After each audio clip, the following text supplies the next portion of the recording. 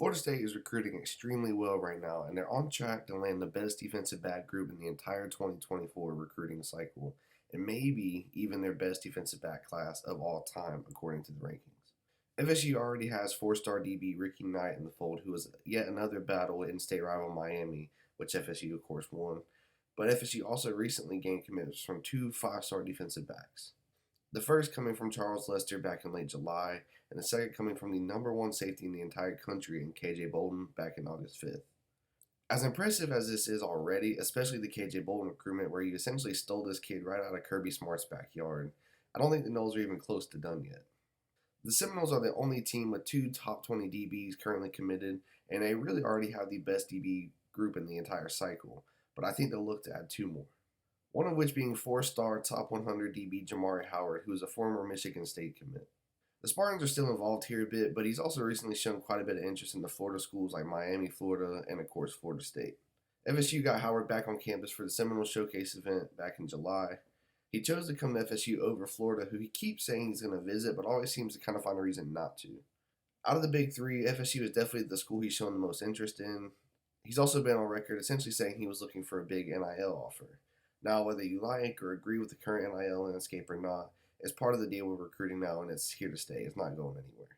Luckily, FSU is very well equipped in the NIL game, thanks to Ingram Smith and the Battle's End, which is FSU's most prevalent NIL collective.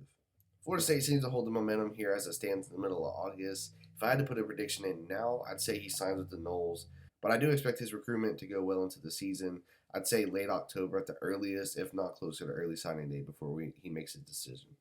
Of course, a lot can change between now and then, but I do expect Norvell and the staff to get him back on campus at least a few more times. I think they're in a very good spot here to land yet another blue chip defensive back. But wait, there's more. Smoke around four-star safety Zaquan Patterson has been heavy in the last week or so. It all kind of started back when Zach Blostein at 247 Sports named Patterson as a player we should all be talking about more, as his recruitment seemed to be kind of quiet for a while, at least as far as FSU was concerned. It was originally thought that Patterson was Miami's to lose, as he's a local kid and seemed to kind of express more interest in Miami and their staff. But this has all kind of seemed to have cooled in the last several weeks, as more reports coming out saying he's maybe looking to leave the state. This pointed more towards Michigan or Auburn, as they're also players in this recruitment. We also know how well Auburn does at NIL, and Michigan has been a very successful program over the last several years. However, once Zach's reports came out, it led to a lot of message board meltdowns, and FSU has seemingly picked up more and more steam with each day. Patterson has always been fond of FSU. He was once quoted saying essentially that he wished FSU would recruit him harder. He also really likes Mike Norvell, as do most recruits. Pastor Tane has obviously been involved here as well, but this is kind of one of the recruitments that Mike Norvell has sank his teeth into a bit. And especially this cycle, when Coach Norvell puts that kind of focus into a kid, it usually ends with him committing to FSU. Patterson plays mostly safety for his high school and powerhouse Chaminade Madonna. However, a lot of analysts and coaches project him as a linebacker. Now, this is where Mike Norvell and FSU have kind of stuck out from the crowd, as Mike Norvell reassured him that he's being recruited here as a safety. Mike Norvell really believes in his ability to play safety at the next level, and this is kind of something that has always stuck with Patterson throughout his recruitment, as changing up positions like that could be difficult and maybe a turnoff to a kid like him. It was confirmed today by On3 that Patterson will be announcing his decision in just a few days on August 26th. We'll definitely keep an eye out for that, but as of right now, it seems like FSU is poised to add him to what is already a top 5 class nationally. It seems the main competition is still currently Michigan or Miami, although Miami has said that they don't really have confidence at this point, and Michigan writers are also saying they pick FSU right now. Now, he's a kid that hasn't taken his official visits yet and will likely take some in season, so even if FSU does earn his commitment this month, they'll of course have to continue recruiting him and play defense against a potential flip later on down the road. I do expect FSU to have a good season, though, which will, of course, help with retaining all the members of this class. So there it is, guys. Florida State could really land 4 top 100 kids in their defensive back group. This will be by far the best group in the country, and as far as I can tell ranking-wise, this could be the best DB haul out of high school that FSU has ever recruited.